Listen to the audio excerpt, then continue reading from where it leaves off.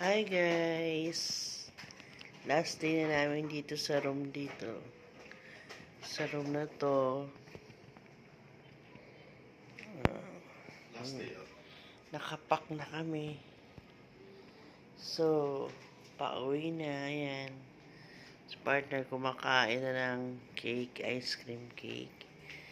So, ito yung naging room namin. May cabinet dyan. Yan. Merong microwave. Ayan, ito ng tubig. Ayan, ito na yung itsura niyan, guys. Tapos dito, may banyo. Hot shower naman, guys. Yan, hot shower. Yan.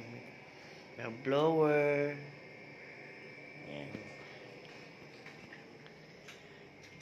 Yan, nakapak na kami, guys. Pauwi na kami. Back to reality na kami, guys. Ayun yung anak ko. Yan. So, let's go back to reality. Guys.